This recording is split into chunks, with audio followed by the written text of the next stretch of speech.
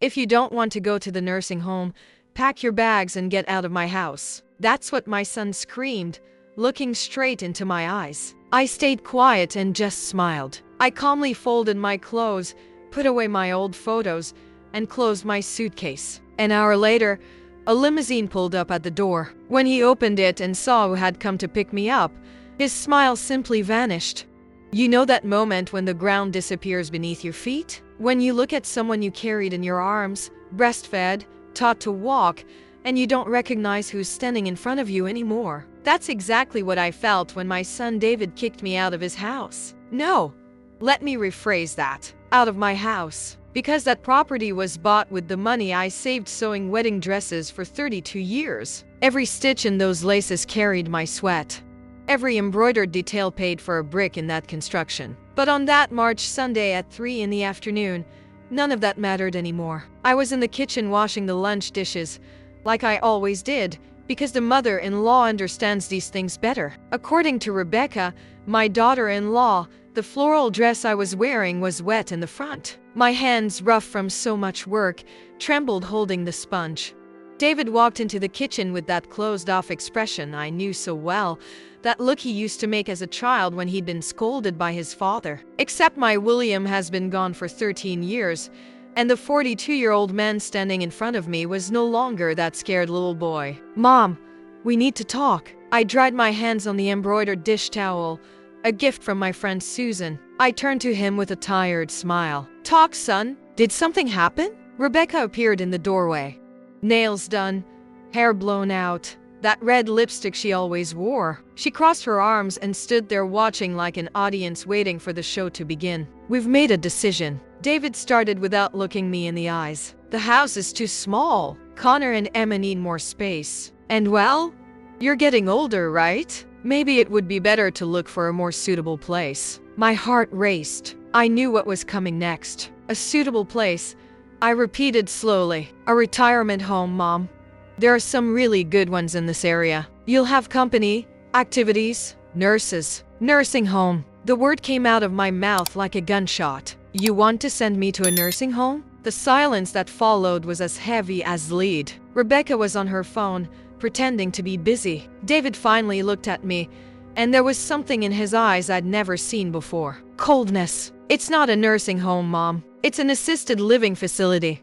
The difference is you want to throw me away. My voice didn't tremble. I wasn't going to give them that satisfaction. That's when he exploded. Then leave. Go. If you don't want to go to the nursing home, pack your bags and get out of my house. His scream echoed through the kitchen. It ricocheted off the walls I had painted. It went through the hallway where I had hung the pictures. It climbed up the stairs I had cleaned every single day for 3 years. Rebecca smiled.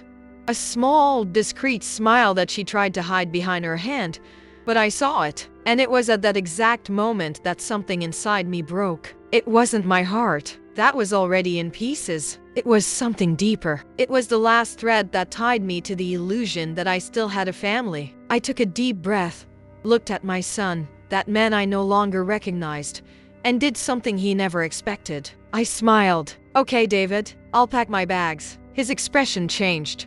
Confusion, maybe even a little fear. He expected tears, begging a scene. Not this unsettling calm. I went up the stairs for the last time. I entered the small back room where I slept. Yes, the smallest room in the house.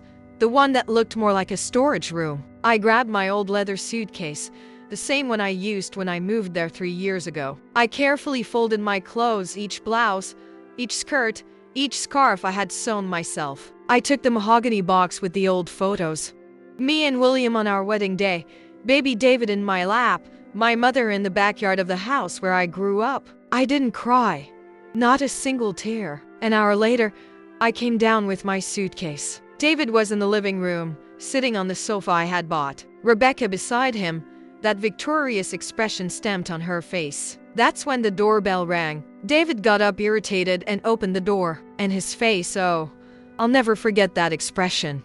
A shiny black limousine was parked in front of the house. The driver in a suit held the back door open, and out of the car stepped a man in his early 70s, impeccable navy blue suit, gray hair combed back. Henry Thornton, my late husband's business partner.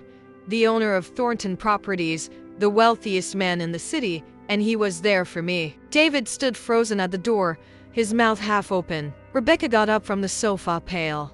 Henry walked in without asking permission, went straight past David as if he were invisible, and came to me. "Martha," he said with that gentle smile I'd known since I was 25. "Are you ready?" I grabbed my suitcase and looked at David one last time. "Thank you for everything, son. Now you have the whole house to yourselves." And I left. David's smile had completely disappeared. As the limousine drove away, I saw through the rear window my son still standing at the door, motionless, watching his mother leave in grand style. And for the first time in 3 years, I felt free. If you want to know what happened next, leave your like and subscribe to Golden Years Ledger, because this story is just beginning and what comes next will leave you speechless. The interior of that limousine smelled of genuine leather and expensive cologne. Henry sat beside me, keeping a respectful distance while the driver drove through downtown Chicago. I still held tightly to the handle of my old suitcase, as if it were the only real thing at that moment. My hands were shaking, not from fear, but from a strange mixture of relief and disbelief. "Are you okay?" Henry asked in a low, careful voice. I wanted to say yes. I wanted to pretend everything was under control, but when I opened my mouth, what came out was just a long, tired sigh. "I don't know what I'm feeling, Henry. I don't think it's sunken yet." He nodded, understanding. He didn't try to comfort me with empty phrases. He just stayed there in silence while Chicago paraded by the window. Buildings, billboards, people running on the sidewalk. The world kept spinning, indifferent to the fact that my life had just collapsed. When we arrived at his building, a mirrored glass skyscraper in the Gold Coast, I had to hold onto Henry's arm to get out of the car. My legs were shaky. The doorman greeted us with reverence. "Good afternoon, Mr. Thornton." He didn't look at me twice. He probably thought I was some distant relative. The elevator was all mirrors. I saw my reflection multiplied infinitely. A 68-year-old woman, simple dress wet with sink water, gray hair pulled back in a low bun, red eyes from holding back tears. "You're beautiful, Martha," Henry said as if reading my thoughts. "You always have been." I wanted to laugh, wanted to say he was going blind in his old age, but something in the sincerity of those blue eyes stopped me. His apartment was on the 30th floor, penthouse with a view of Lake Michigan and the entire city skyline. When he opened the door, I simply stopped. Marble floors, spacious living room with floor-to-ceiling windows showing Chicago lit by the afternoon sun. Modern furniture, but tasteful. None of those gaudy things that nouveau rich people tend to have. "The guest room is down the hall," Henry explained, taking my suitcase. "It has a private bathroom, walk-in closet, and a view of the lake. Make yourself at home. This is your home now. You're home now." The words echoed in my head as I walked down the hallway. The room was bigger than the entire service area where I slept at David's house. The king-size bed had impeccable white sheets. Sheer curtains filtered the golden afternoon light, and that smell, the smell of a new place, of a fresh start. I sat on the edge of the bed and finally let the tears fall. They weren't tears of sadness. They were tears of exhaustion, of relief, of anger held in for so long that now gushed out like water from a broken dam. How long did I stay there crying? I don't know, but when I stopped it had already gotten dark. The city outside was a sea of twinkling lights. My cell phone started vibrating. A call. "David." I let it ring until it went to voicemail. Another call. "David again." I declined.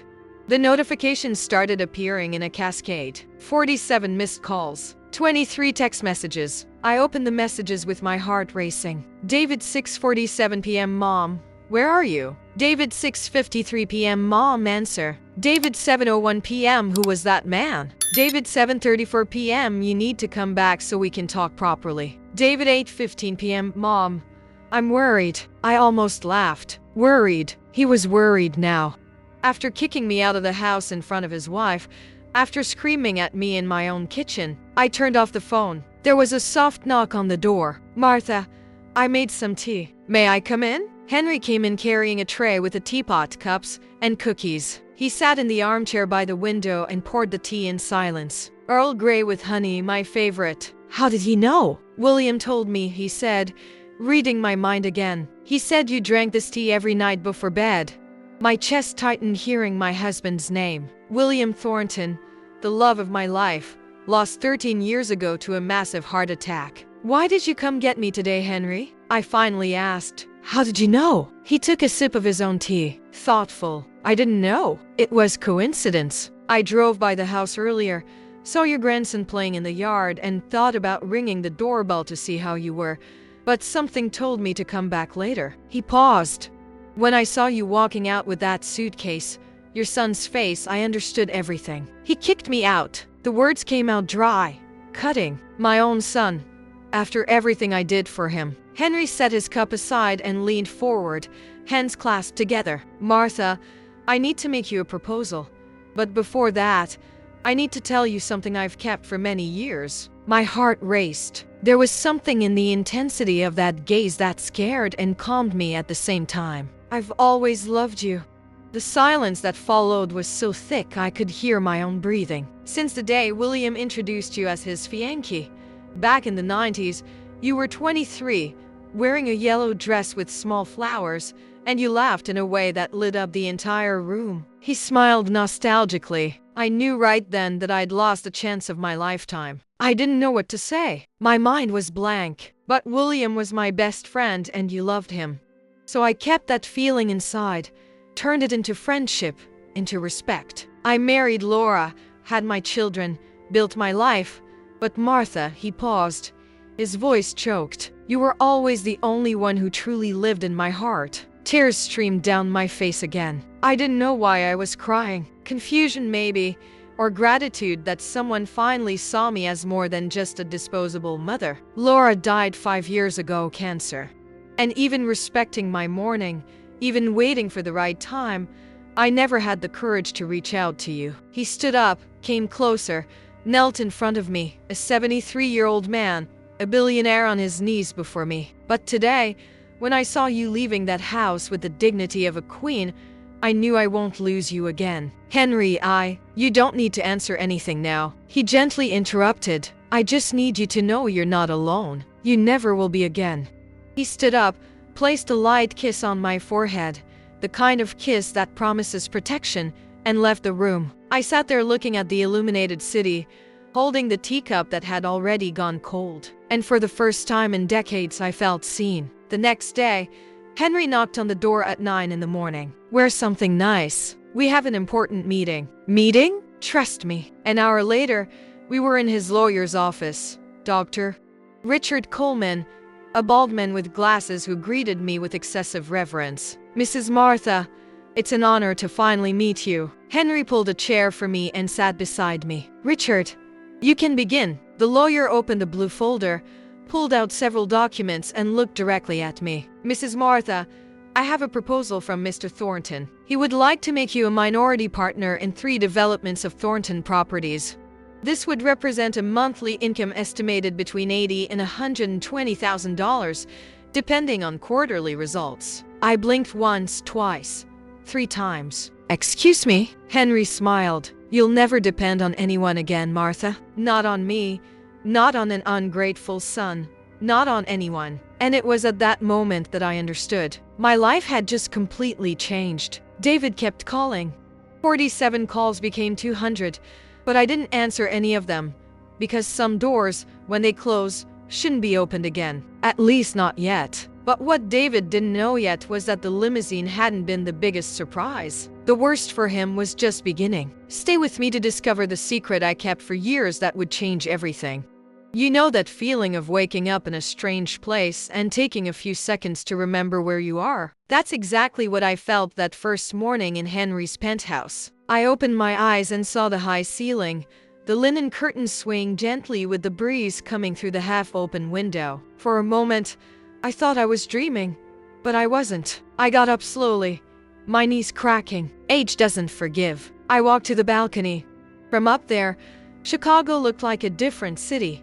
Clean, organized, beautiful, so different from the view I had from the back room at David's house, the neighbor's gray wall and the rusty water tank. That's when it hit me, like a cold wave that knocks you down without warning. I had ignored so much, So many signs, so many small cruelties that I swallowed one after another, as if they were bitter but necessary medicines to keep the peace.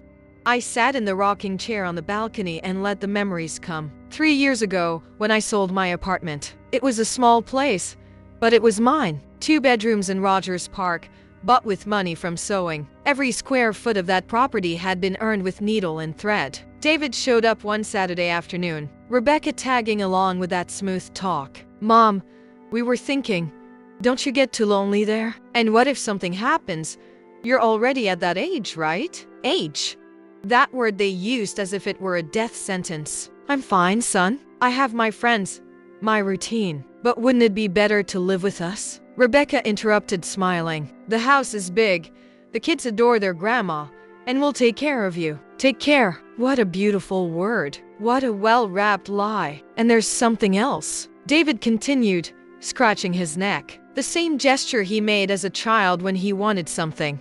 "We want to open a branch of the store, but we're short on startup capital. If you sold the apartment, you could invest with us. It would be like a family partnership. $180,000. That's what my little corner sold for. $180,000 that became a temporary loan for my son's business. It's just until the company takes off, Mom. Then we'll pay you back with interest." I signed the transfer believing I was investing in his future, in my family's future.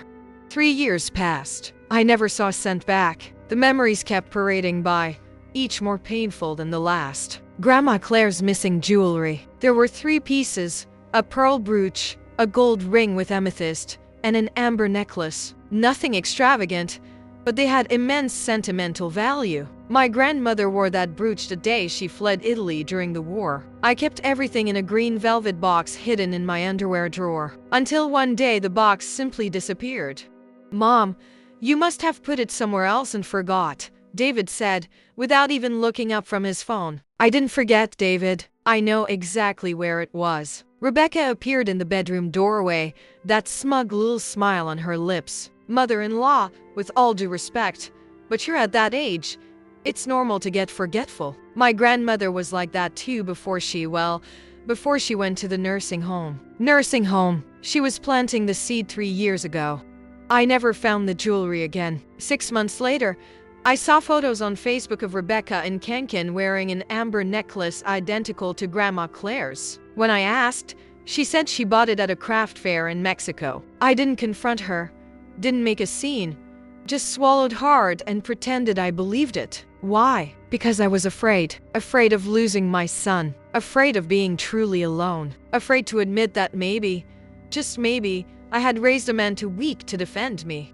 But the worst memory of all was that conversation I overheard by accident. It was a Tuesday night, about 8 months ago. I had gone downstairs to get water in the kitchen when I heard Rebecca's voice coming from the living room. She was on the phone. "Relax, Mom.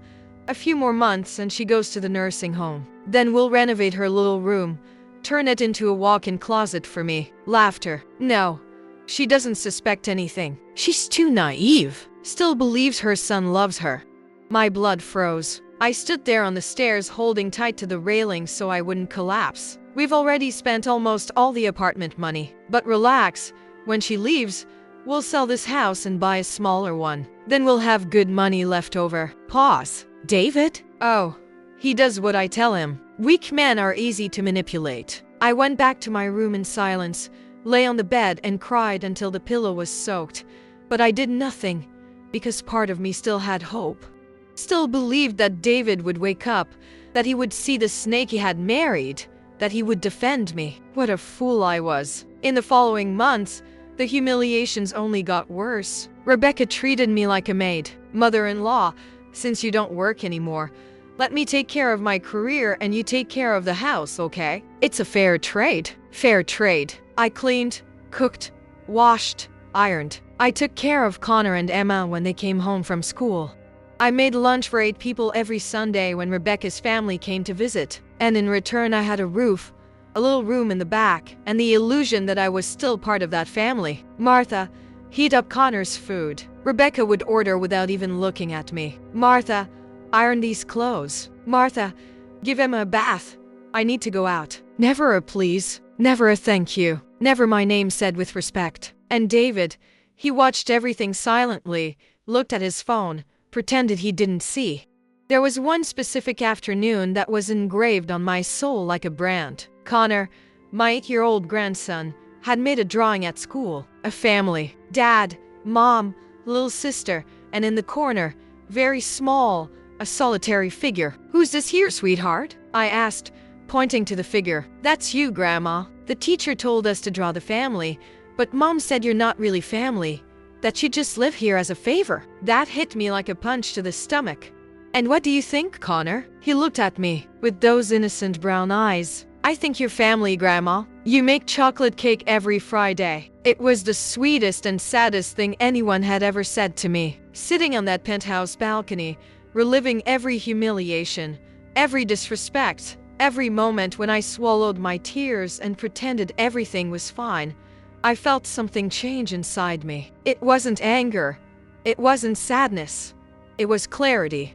I had spent 3 years accepting crumbs, settling for scraps of affection, erasing myself to avoid being a bother, becoming invisible in a desperate attempt not to be kicked out. And I was kicked out anyway, because for people like Rebecca, I would never be enough, never be useful enough, never be anything more than a burden to be removed at the first opportunity.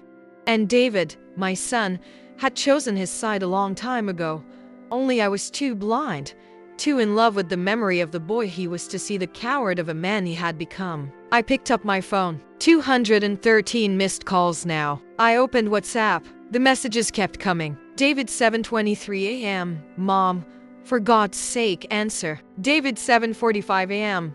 We need to talk. David 8:01 a.m. I didn't mean it that way. I didn't mean it that way. But you said it. You screamed it in my face. You kicked me out like I was trash. I blocked the number. Henry knocked on the door with breakfast. Fresh croissants, butter, strawberry jam, freshly squeezed orange juice. Did you sleep well? Better than the last 3 years, I answered. And it was true. He sat across from me, studying my face. You're different today. I'm remembering, I said simply. Everything I let slide. All the times I stayed silent when I should have screamed. Henry nodded, understanding. And what are you going to do now? I looked at him. Then I looked at the city below, at that immense world I had forgotten existed while I buried myself in that back room. Now I'm going to do what I should have done a long time ago. What's that? I smiled. And this time it wasn't a smile of pain. It was a smile of decision. I'm going to remember who I am. And when you remember who you really are, the people who underestimated you will learn a lesson they'll never forget. Stay with me, because what I discovered next changed everything. 2 days later, Henry took me to a commercial building in downtown Chicago. Mirrored glass, lobby with metal detectors, that smell of money and power that only expensive law offices have. Trust me, he said, holding my hand as we entered the elevator. 12th floor. The golden plaque on the door read Coleman and Associates, Corporate Law. Dr. Richard Coleman was waiting for us in a conference room that looked like something out of an American movie. Huge mahogany table, leather chairs, shelves full of law books that probably no one ever opened. But that wasn't what caught my attention. It was the blue folder on the table and the name written on it in careful handwriting. William Thornton, Estate. My heart raced. Mrs. Martha, please sit down. Dr. Coleman gestured to a chair. I sat slowly, my legs shaky. Henry settled beside me, his hand still holding mine. That touch was the only thing keeping me grounded in reality. The lawyer opened the folder. Documents, many documents, stamps, signatures, official seals. Before we begin, I need to ask you a question. Dr. Coleman looked at me over his glasses. Did you know that your late husband was a partner in Thornton Holdings? I knew. William and Henry started the company together in the 90s. And did you know that when William passed away, his share of the partnership should have been divided among his legal heirs? Yes, David got everything. At least that's what he told me. Dr. Coleman and Henry exchanged a look. One of those looks that tells you something very wrong is about to be revealed. Mrs. Martha, the lawyer pulled out a specific document. Your son lied. The world stopped. What do you mean? William left a will registered with the county clerk. 40% of the shares went to you, 40% to David, and 20% to a charitable foundation he supported. Dr. Coleman slid the paper in my direction. It's all here. Dated, signed, notarized, 3 months before his death. I picked up the document with trembling hands, and there it was. In black and white, my William's signature, my share, 40%. But David said the lawyer explained that since I didn't understand business, it would be better for everything to stay in his name. I signed a power of attorney. You sign a power of attorney for him to manage your share, not to appropriate it. Dr. Coleman corrected, his voice firm. Those are completely different things. You remain the owner of 40%. My head was spinning. Too much information. Too much anger. Too much betrayal. There's more. Henry intervened. His jaw clenched. 2 years ago, David sold the entire stake to an investment group. He negotiated a loan, forged your signature on the documents, and pocketed all the money. How much? My voice came out in a thread. Dr. Coleman consulted another paper. The company was valued at $3.2 million. 40% of that is $1,280,000. He paused. Plus monetary correction for the last 2 years, plus interest, plus moral damages for misappropriation. We're talking about approximately $2 million that are rightfully yours. $2 million. The back room, the humiliations, the request for just lend me a little more, Mom, the expulsion, all while he had stolen millions from me. I want to sue, I said, and my voice didn't tremble at all. I want every cent back, with interest, with corrections, with everything. Dr. Coleman smiled. It was the smile of a shark that had just smelled blood. I've already prepared the initial petition. I just need your authorization to file it. I picked up the pen and signed my name on 3 different copies. Each stroke was a declaration of war. David will be notified in 48 hours, the lawyer explained. He'll have 15 days to present a defense. But with the evidence we have, forged documents, handwriting analysis, bank statements, he has no way to escape. We left the office an hour later. I was dazed, but there was something new pulsing inside my chest. Power. On the way back, Henry stopped at a cafe, ordered 2 espressos, and looked at me seriously. Martha, are you sure? Suing your own son won't be easy. He'll react. Rebecca will poison his mind even more. And the grandchildren. The grandchildren, I interrupted, deserve to grow up knowing that their grandmother isn't anyone's doormat, that dignity isn't negotiable, and that stealing from your own mother has consequences. Henry smiled proudly. That's the spirit. We returned to the penthouse. I turned off my phone, which now had over 400 missed calls, and slept through the night without remorse, without guilt, without fear. 48 hours later, Henry's landline rang at 7 in the morning. It was Dr. Coleman. He's been notified, and from his reaction, I think your son just had the worst day of his life. I hung up and looked out the window. Chicago was waking up slowly, the sun rising behind the buildings, and I was just getting started. David thought he'd been clever, that I would never find out, but you know what he forgot? That I'm the daughter of Italian immigrants. And Italians don't forget. Italians collect. Stay here, because the confrontation that comes next will give you chills. 3 weeks passed since the legal notification. 3 weeks of absolute silence on my part. 3 weeks in which David must have aged 10 years.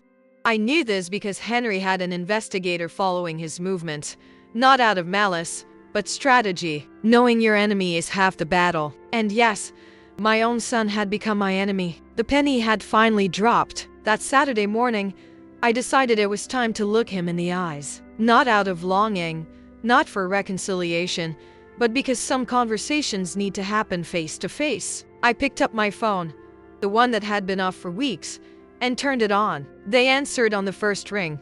Mom, thank God. David's voice was desperate. Mom, we need to talk. This is a terrible misunderstanding. I can explain. The Capitol Grill today, 8 p.m. You, Rebecca and me.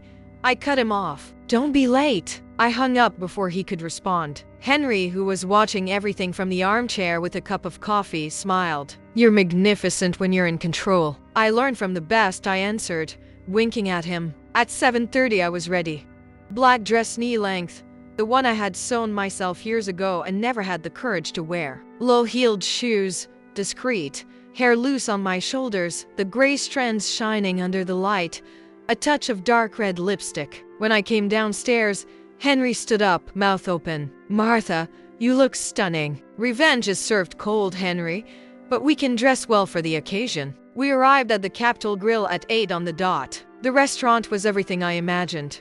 Crystal chandeliers, tables with impeccable white tablecloths, white-gloved waiters. The kind of place where a meal costs more than I used to earn in a week of sewing. David and Rebecca were already there, sitting at a corner table, visibly uncomfortable. When they saw me walk in, their reactions were opposite. David went pale. Rebecca's eyes widened, her mouth half open, because I was no longer the little old lady in a floral dress wet from sink water.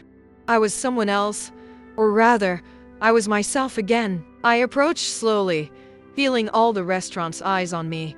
Or maybe it was paranoia, but at that moment I felt like a queen. "Mom!" David stood up clumsily, trying to hug me. I dodged, sat in the chair across from them, crossed my legs, and waved to the waiter. "A glass of Bordeaux, please." Silence. Awkward silence. Rebecca fidgeted with her napkin, nervous. David looked everywhere but at me. "You both look nice," I began, feigning naturalness.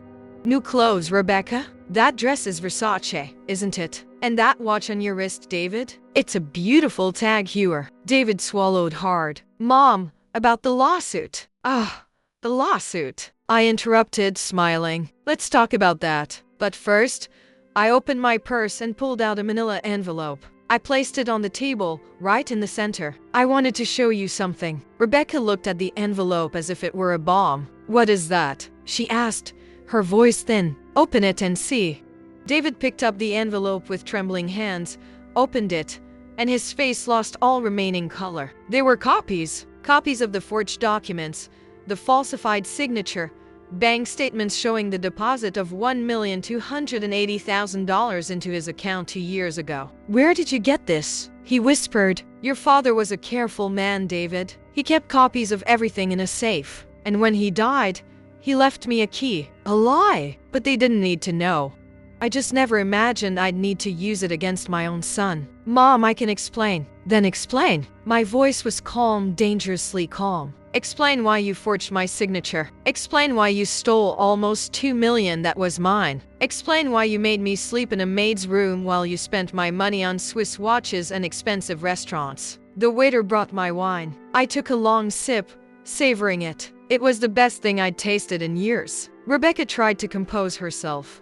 "Mother-in-law, we didn't mean to." I turned to her and the look I gave must have been frightening because she shrank back in her chair. "You don't speak." "You have no right to speak to me. You who stole my grandmother's jewelry, who treated me like a maid, who planned to throw me in a nursing home to turn my room into a closet." She went pale. "How did you? Who told you that?" "Walls have ears, dear, and you talk too loud on the phone." David buried his face in his hands. "Mom, it was all my fault.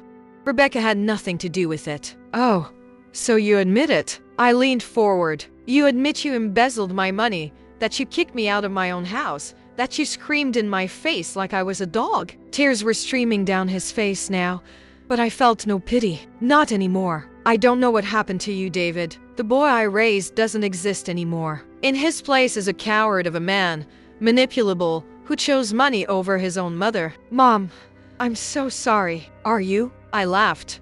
A bitter laugh, without joy. "You're sorry because you got caught, because now you have a lawsuit, because now you'll have to return every cent you stole with interest and corrections." I stood up, grabbed my purse. "You know what's funny? I sold my apartment to invest in your business. $180,000 that you never returned. And meanwhile you were sitting on almost $2 million that was mine. The company was doing poorly, Mom. I needed it." "Needed?" My voice rose a notch. Some people in the restaurant looked. I didn't care. "You needed a new car, trips to Cancun, designer clothes, while your mother washed your underwear and slept in a little room without even a proper window." Silence. Rebecca had tears in her eyes too now, but they were tears of anger, not remorse. "Your lawyer will contact mine," I said, already moving away from the table. "Either you return what's mine willingly, or justice will take it from you by force. And believe me, it will hurt much more." "Mom, wait!" I turned one last time. "One thing, David. When I die, And it's going to take a while because now I have reasons to live a long time. Don't show up at my funeral. Don't shed fake tears. Don't pretend you were a good son because you had the chance to be, and you threw it away. I left the restaurant with my head held high. Henry's driver was waiting at the door with the car. I got in, took a deep breath, and only when the car started moving did I tremble. Did I feel the weight of that confrontation? Did I let a solitary tear fall? Not of sadness, but of relief, because finally, after so long, I had said everything I needed to say. But that dinner was just the beginning, because when Rebecca realized she was losing everything, she showed who she really was, and the trap she set almost destroyed me. Stay with me. The worst was yet to come. After that dinner, I thought I could finally breathe, that the worst had passed, that now it was just a matter of waiting for justice to do its job. How wrong I was. A week later, Henry entered my room with an expression I'd never seen on his face, a mixture of anger and disgust. "Martha, we need to talk." My stomach knotted. That tone of voice never brought good news. He sat on the edge of the bed, holding a brown envelope, not looking me in the eyes. The investigator I hired to follow the case, he discovered some things. Henry made a long pause. About Rebecca. What did she do now? He opened the envelope. Photos. Several photos. Rebecca entering a hotel. Rebecca leaving an apartment. Rebecca kissing a man who definitely wasn't David. A younger man, muscular, shaved head, tight tank top. That type who spends all day at the gym taking selfies. "Who is this?" I asked, though I already knew the answer. "Jason Carter, 32 years old, personal trainer, works at a gym in Lincoln Park." Henry passed more photos. They've been meeting for at least a year. 2, 3 times a week, always at the same motel on the highway. I felt a wave of perverse satisfaction. So the saint had secrets too. Is there more? Henry continued, now showing bank statements. "Remember your grandmother's jewelry that disappeared? They were sold at a jewelry store downtown. $23,000. The money went into a joint account that Rebecca secretly maintains with this Jason. $23,000. Grandma Claire's jewelry sold to finance an extramarital affair. And there's this." He handed me the last document. Airline tickets to Cancun, March last year. Rebecca Miller and Jason Carter. 7 days. 5-star hotel, all paid for with a credit card from her and David's account. So it was true. That trip she said was a spiritual retreat with girlfriends had been a honeymoon with her lover, using money that was mine. "Does David know?" I asked. Henry sighed. "He found out 6 months ago. The investigator discovered old messages. David confronted her. Rebecca cried, begged forgiveness, promised she'd ended everything. And he accepted." Accepted? I couldn't believe it. "He's afraid of her, Martha. Afraid of divorce, of losing the kids, of being alone. So he swallowed the betrayal and pretended nothing happened." I got up, went to the window. Below, Chicago buzzed indifferent to people's private dramas. My son had become a pathetic man, a coward who stole from his own mother but didn't have the courage to throw out the woman who betrayed him. "Show this to Dr. Coleman," I said decisively. "This changes everything in the lawsuit." "How so?" "Rebecca manipulated my son, used him to access the family money, sold my jewelry to support her lover. This isn't just adultery.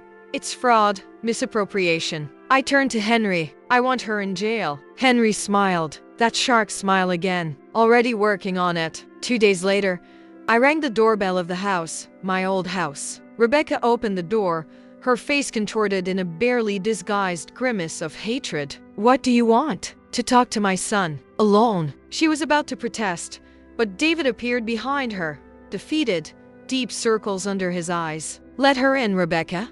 I entered that house as if it were the first time. Everything was the same. The furniture, the pictures, even the lavender scent from the air freshener. But it seemed like a completely strange place now. David took me to the office, closed the door. We stood there, staring at each other. My son had lost weight. His face was hollow, his posture hunched. He seemed to have aged 10 years in a month. "Mom, I know about Rebecca and Jason." I let it out without preamble. He froze. His mouth opened, closed, opened again. No sound came out. "I know she betrayed you. I know you found out and did nothing. I know she sold Grandma Claire's jewelry to pay for a trip with her lover. I approached him. And you know what else I know? That you're a coward. Mom, it's not that simple. It is. My voice exploded. It's exactly that simple. You chose that woman over me. She manipulated you, used you, betrayed you, and even so you preferred to kick me out of the house than to put her on the street. David started crying. Loud, desperate sobs. I'm afraid, Mom. Afraid of losing the boys. Afraid of being alone. Afraid of not being able to survive without her. And it was at that moment that I understood. My son wasn't just a coward. He was sick, trapped in a cycle of emotional abuse that even he couldn't see. Rebecca had destroyed him from the inside, had corroded his self-esteem until she turned him into a puppet. Part of me felt sorry, but the other part, the bigger part, was still too hurt to forgive. David, look at me. I held his face with both hands, forcing him to look at me. You need to choose. Either you wake up and see that this woman is destroying you, or you lose everything. The company, the money, the kids, and your mother. I don't want to lose you, Mom. Then show it. Do something.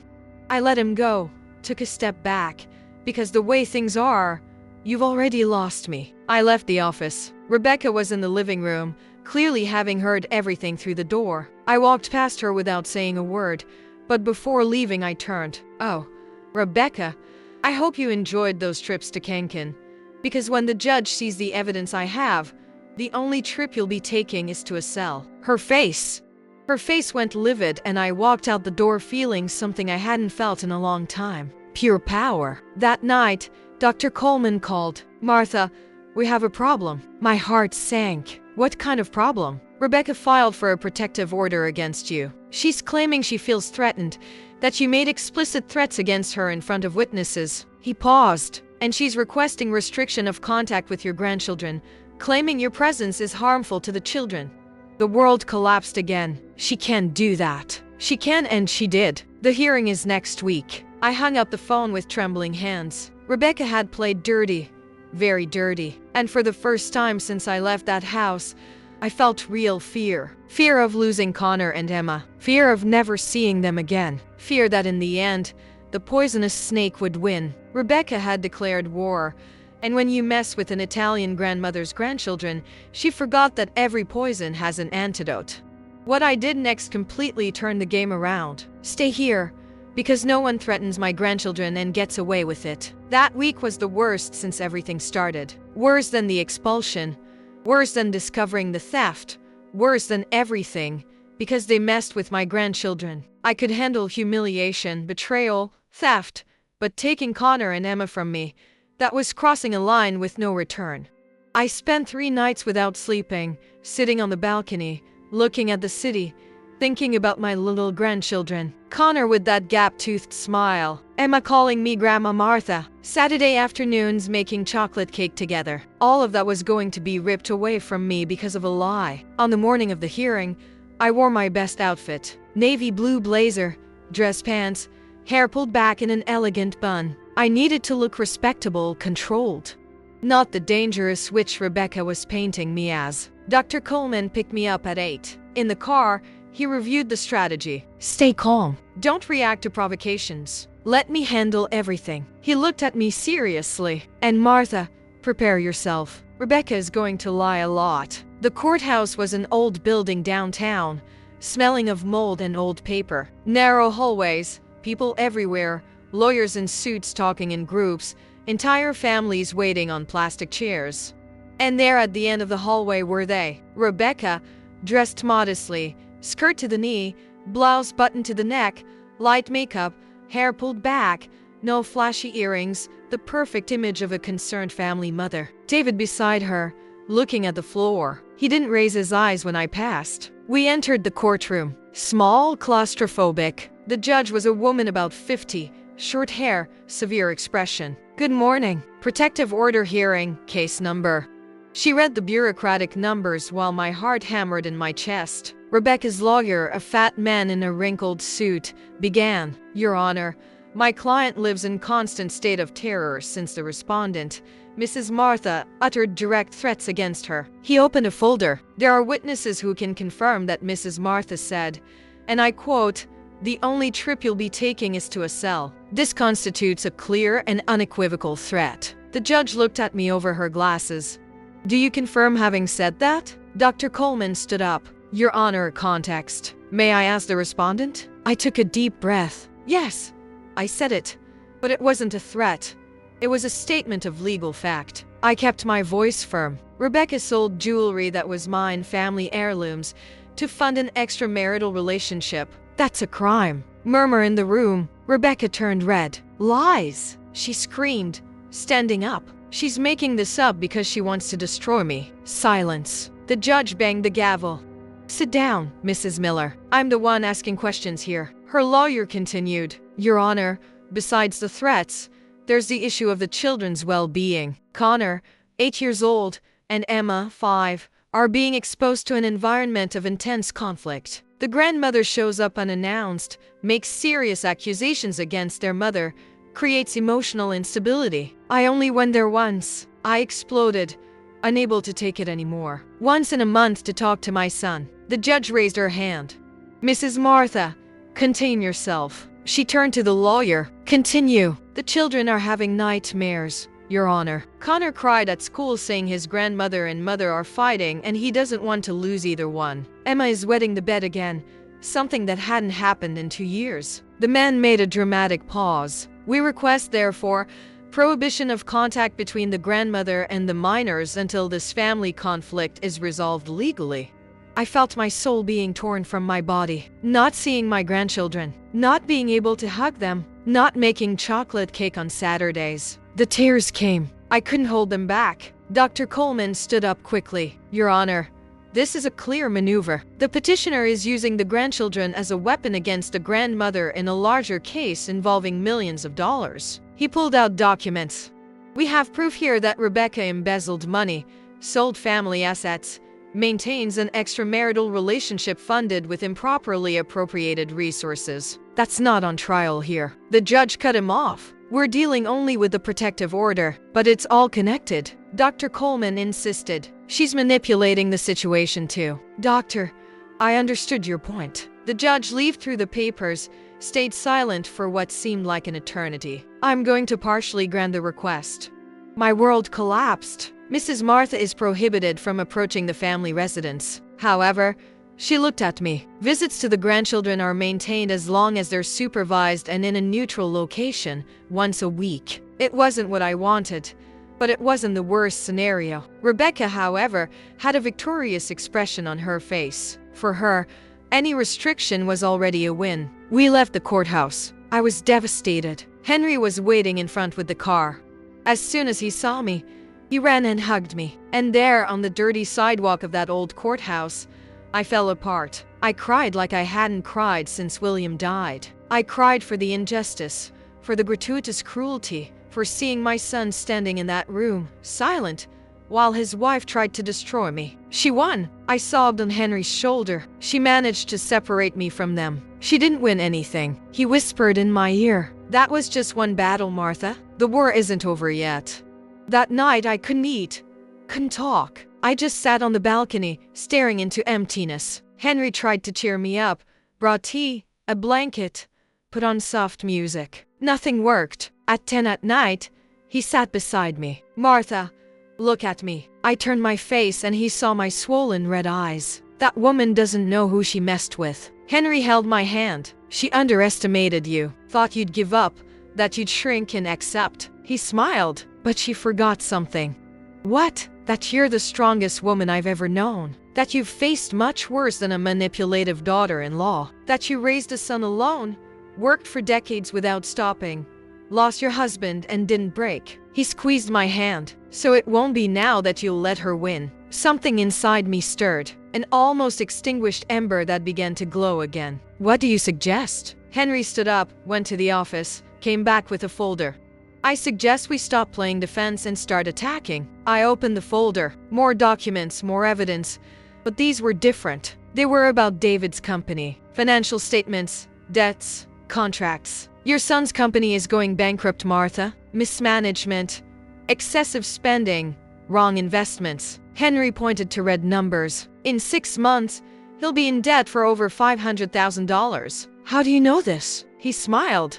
Because I discreetly bought those debts through third-party companies. Henry looked at me. Now, officially, I'm your son's biggest creditor. I can request bankruptcy of his company at any time. I processed the information slowly. You did this for me? I did this because he deserves it. And because now, Martha, he smiled. Now you have the power to decide his future.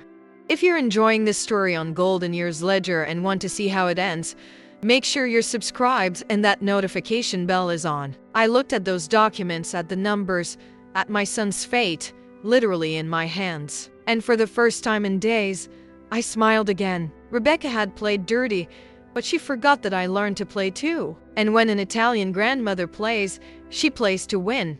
Rebecca thought she destroyed me in that hearing, but she didn't know I was just putting the pieces together. Checkmate was coming and it would be devastating. Stay here. What comes next will change everything. I woke up the next day with a clarity I hadn't felt in weeks. It wasn't anger.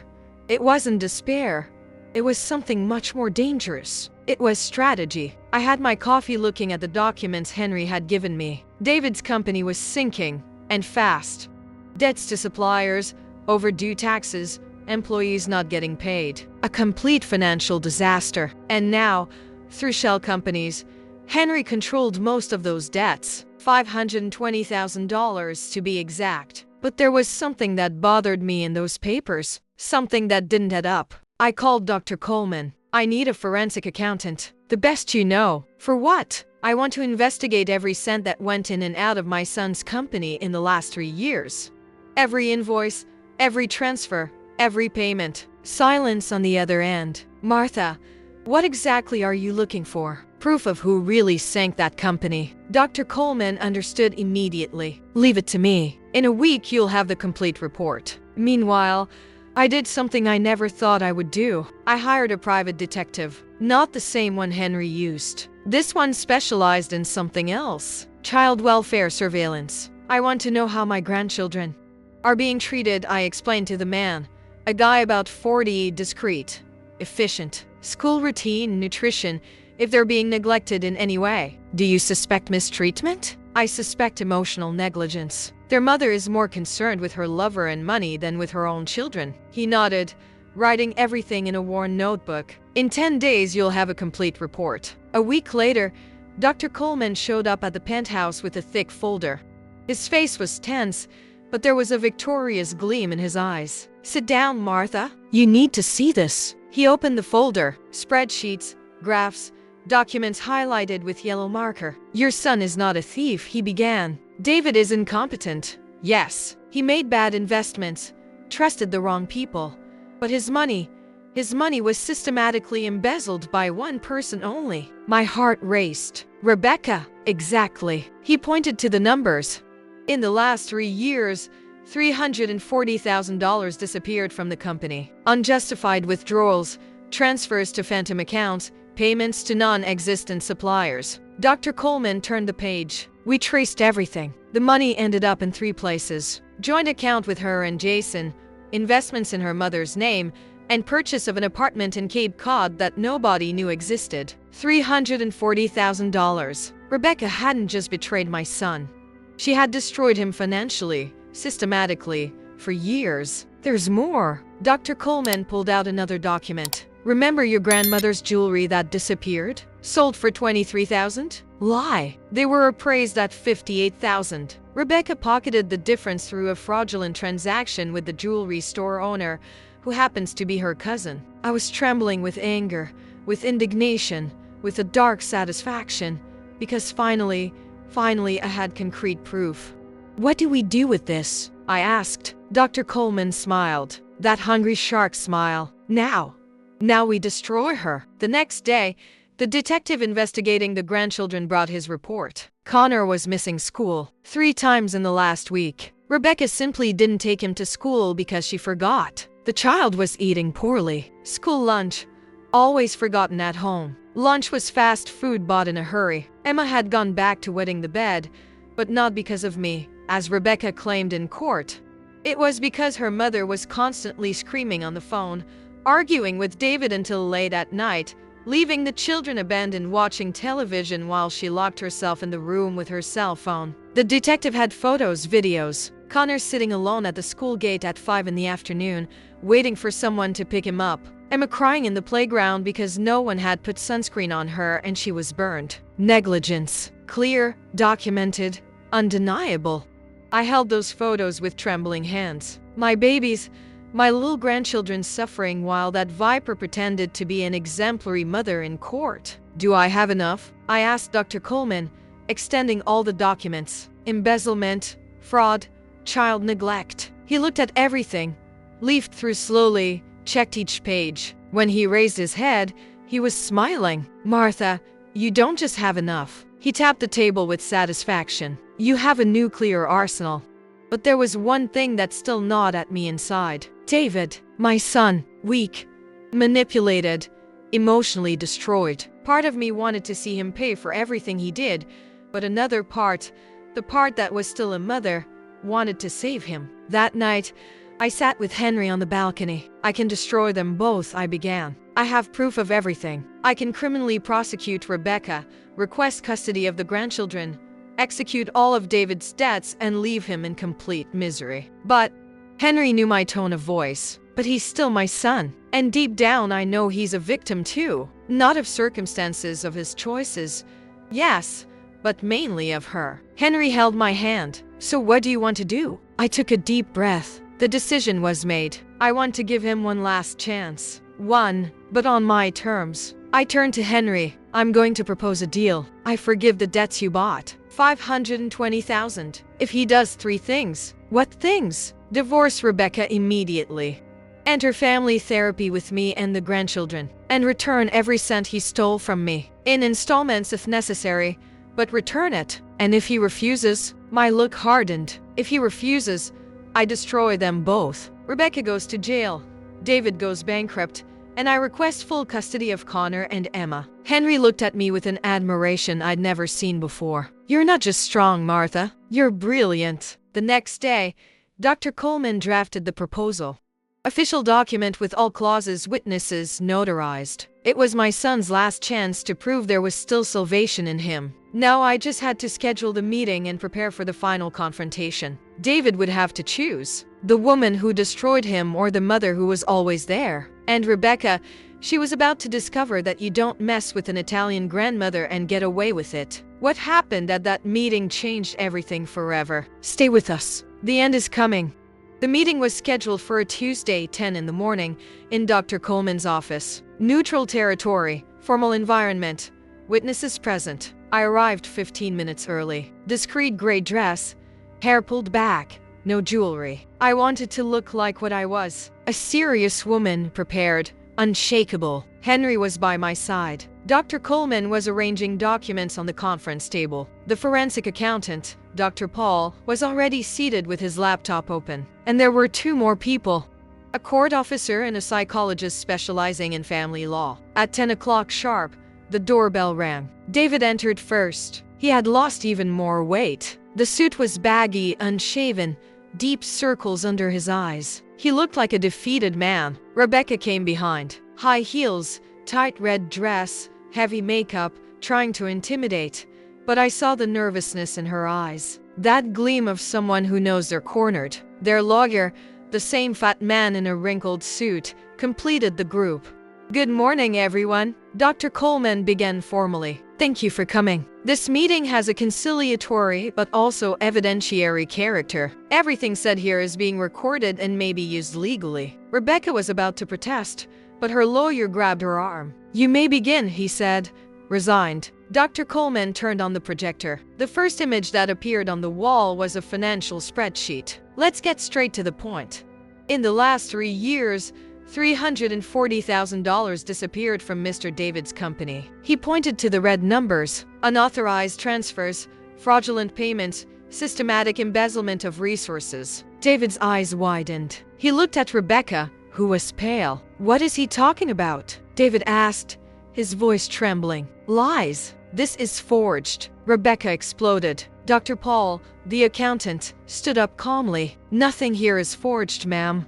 This data was extracted directly from the company's accounting system, cross-reference with official bank statements and tax documents. He changed the slide. Here, transfer of $53,000 to the joint account in the name of Rebecca Miller and Jason Carter. The lover's name echoed through the room like a gunshot. David jumped to his feet. Jason? You put his name on an account? David, wait. I can explain. Explain this then. Dr. Paul showed another slide. Purchase of property in Cape Cod. 2-bedroom apartment oceanfront. $280,000. Purchased 8 months ago in the names of Rebecca and Jason. Deadly silence. David staggered, grabbed the table to keep from falling. His face had lost all color. You bought a house with him? With my money? Rebecca was cornered. Her eyes ran around the room, looking for an exit that didn't exist. There's more, I continued, my voice cutting through the air like a blade. Dr. Coleman went through the slides. Photos of the children appeared on the wall. Connor sitting alone at school. Emma with sunburn on her arms. Records of school absences, forgotten meals. While you were busy with your lover and embezzling money, I said, each word weighing a ton, your children were being neglected. The psychologist who was present pulled out a report. I spoke with the school. The educational coordinator reported concern about the emotional well-being of both children. Connor has been showing aggressive behavior. Emma is regressing in development. David was crying now. Uncontrolled sobs. Hands on face. I didn't know. My God. I didn't know any of this. Because you never looked. I screamed, losing my composure for the first time. You were so busy being that woman's doormat that you didn't even notice she was destroying everything. Your company, your children, your own mother. Rebecca finally reacted. She stood up, pointed her finger at me. You're nothing but a resentful old woman. You're doing this because you can't accept that your son grew up and has his own life. Own life? I also stood up. You call stealing, cheating, neglecting children having your own life? You're a fraud, Rebecca. A liar, a con artist, an irresponsible mother. Enough. Dr. Coleman banged on the table. Both of you sit down. Now. I took a deep breath, composing myself. I sat. Rebecca remained standing, trembling with rage. Sit down, Rebecca. Her lawyer whispered. You're making it worse. She sat, but her eyes shot daggers in my direction. Dr. Coleman opened the last folder. David, now I'm going to talk to you. He slid a document. Your company owes $520,000. These debts were acquired by Mr. Henry Thornton through third-party companies. He can request your bankruptcy at any time. David looked at Henry, then at me, dazed. But there is a settlement proposal. Dr. Coleman continued.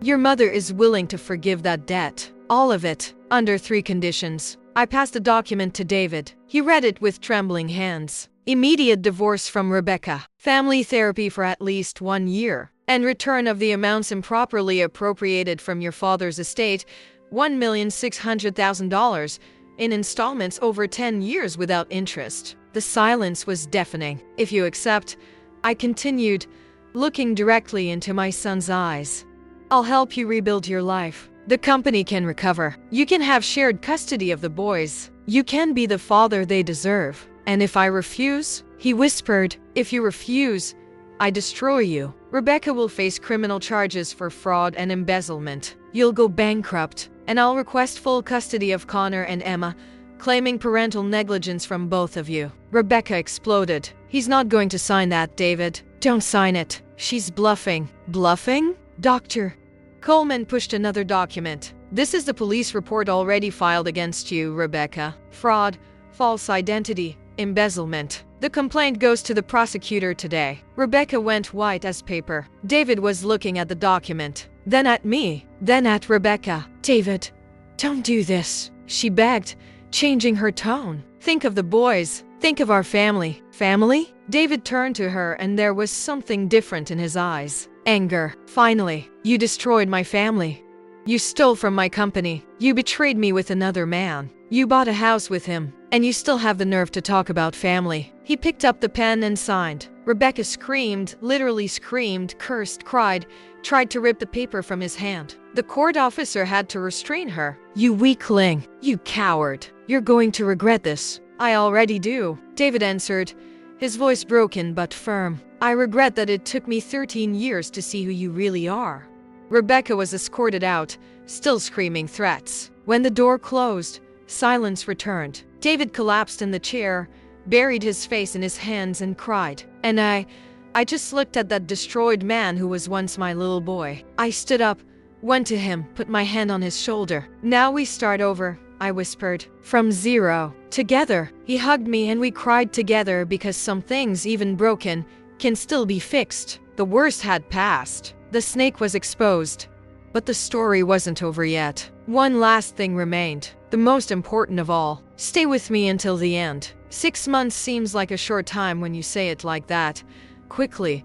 But when you're rebuilding an entire life, each day weighs like a year. I'm here now, sitting on the penthouse balcony, having my breakfast. The September sun comes through the windows, warming my face. Below, Chicago wakes up once more. The traffic, the rush, life happening. But up here, finally, peace.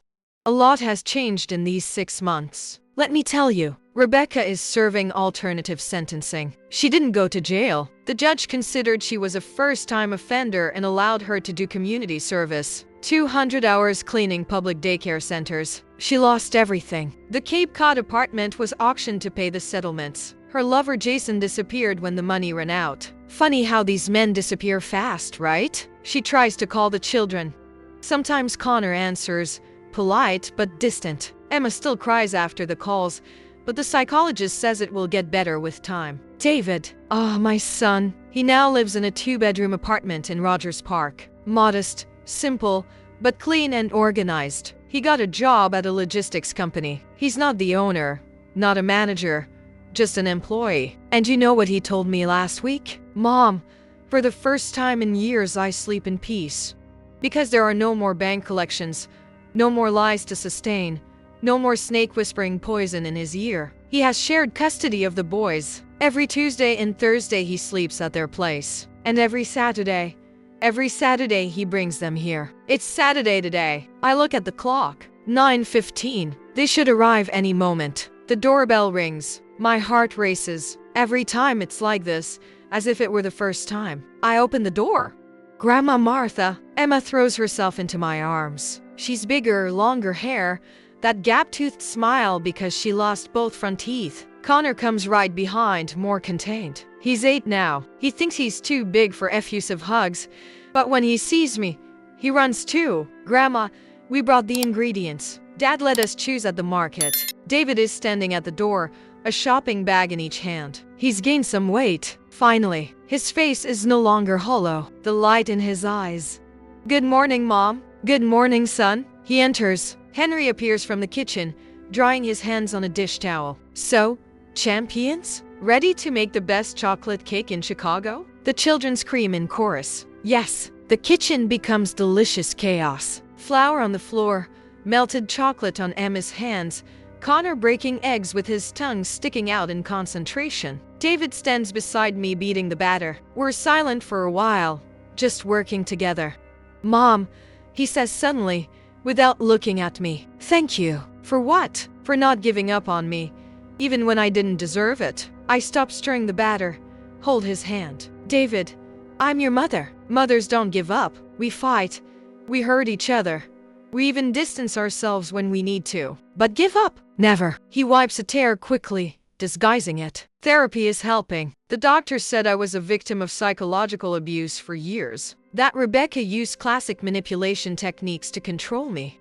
He finally looks at me. It's not an excuse for what I did to you, but it helps me understand why I was blind for so long. And now, how are you feeling? He smiles. A genuine smile of those I hadn't seen in years. Light. For the first time in a long time, I feel light. The cake is ready. We put it in the oven while the children watch cartoons in the living room with Henry. David and I go to the balcony.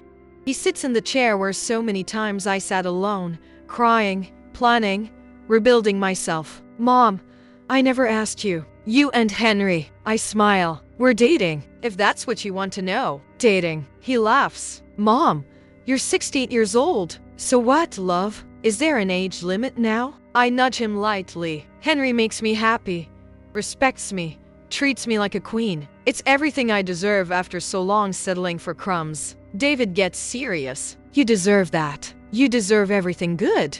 We stand looking at the city together, father and son who were once enemies, now just starting over. Mom, about the money, the payments. Don't worry about that now. Pay slowly at your own pace. It's not about the money, David. It never was. Then what's it about? About you understanding that actions have consequences. About learning to value who really loves you. About being a real man. Not the one who screams and oppresses, but the one who sustains, protects, and honors. He nods thoughtfully.